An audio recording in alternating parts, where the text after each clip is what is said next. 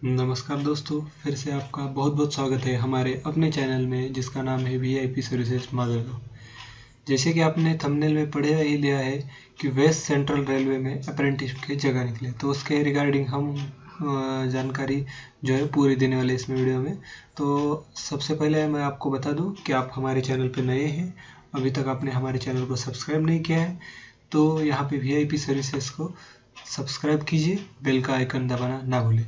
तो चलिए दोस्तों, बिना पकाए आपको चालू करते हैं हमारा आज का टॉपिक वेस्ट सेंट्रल रेलवे। तो बेसिकली दोस्तों, यहाँ पे मैंने ऑफिशियली नोटिफिकेशन ओपन कर लिया है वेस्ट सेंट्रल रेलवे का। तो यहाँ पे जो ओपनिंग डेट यहाँ पे दी है, उसकी जो ओपनिंग डेट है 1 मार्च 2021 है, और इसमें आखिरी तारीख यहाँ पे मेंशन की है 30 मार्च 2021।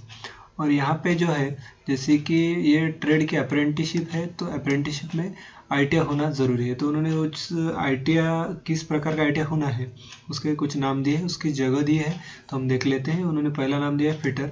फिटर को उन्होंने एलिजिबिलिटी क्राइटेरिया दिया है 10+2 यानी 12th होना ज़रूरी है, और इसके साथ में ही एग्ज़ाम में 50% होना ज़रूरी है। और फिटर का जो आईटीआई है, आईटीआई फिटर का उत्तीर्ण होना ज़रूरी है। और इसमें कुल जगह दी है, उसमें उन्होंने क्या किया है कि जो general category, SC, ST, EWS, इस प्रकार की कैटेगरी से उन्होंने डिवाइड कर लिया है। और वो जो ड्यूरेशन है अप्रेंटिसशिप का 1 साल यहाँ पे मेंशन किया है उन्होंने। उसके बाद में अगला ट्रेड आता है वेल्डर। वेल्डर को सेम दिया है उन्होंने क्राइटेरिया, 12th बेसिस होना चाहिए, उसके साथ में आईटीआई पास होना ज़रूरी है। और जगहों का उस तरह से ब्यौरा उन्होंने यहाँ पे बताया है, कास्ट के हिसाब से उन्होंने डिवाइडेशन किया है। और आप पूरा जो अप्रेंटिसशिप का ड्यूरेशन है, तो पूरे ट्रेड के लिए उन्होंने 1 साल ही दिया है। और इसमें दूसरा जो ट्रेड है नेक्स्ट, वो है इलेक्ट्रीशियन। उसके बाद में कंप्यूटर ऑपरेटर एवं प्रोग्रामिंग असिस्टेंट यानी कोपा। उसके बाद में सेक्रेटरियल असिस्टेंट अंग्रेजी में होना चाहिए, पेंटर जनरल, कारपेंटर, उसके बाद में है प्लम्बर, उसके बाद में है ड्राफ्टमैन सिविल, उसके बाद में है टेलर जनरल कैटेगरी में होना चाहिए, मैकेनिक डीजल, उसके बाद में mechanic tractor, operator advance machine tool.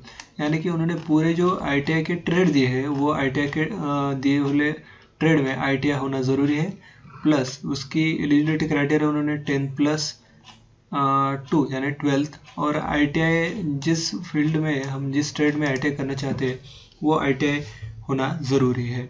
अब इसके बाद में हम दोस्तों आगे की फील्ड जो है जान लेते हैं, जिसमें उन्होंने मेंशन किया है एज। तो एज उन्होंने दिया है 22 फरवरी 2021 को एप्लीकेंट की जो उम्र है 15 साल पूरी होना चाहिए, और 24 साल के नीचे होना चाहिए। उन्होंने उसमें एससी और एसटी को 5 साल की छूट दी है, और अगर वो एप्लीकेंट ओबीसी से बिलोंग करता है तो उसे 3 साल की छूट दी है। उसके बाद में फीस की जानकारी देखते हैं दोस्तों। तो फीस में उन्होंने दिया है कि फीस 100 रुपये यहाँ पे दी है, और पोर्टल शुल्क 70 रुपये यानी कि 170 रुपये फीस होगी। और उसमें एससी अनुसूचित जाति यानी एससी, अनुसूचित जमाती यानी एसटी इनको, और जो अपंग है उनको, और इसके सिवा महिला को फीस नहीं है, वो यानी कि फ्री में एप्लीकेशन कर सकते हैं, फीस का कोई भी फीस नहीं है। और जो आवेदक, जो एप्लीकेंट ये फीस भर रहे हैं, तो वो नॉन रिफंडेबल फीस है, यानी कि वो बाद में आपको लौटाई नहीं जाएगी।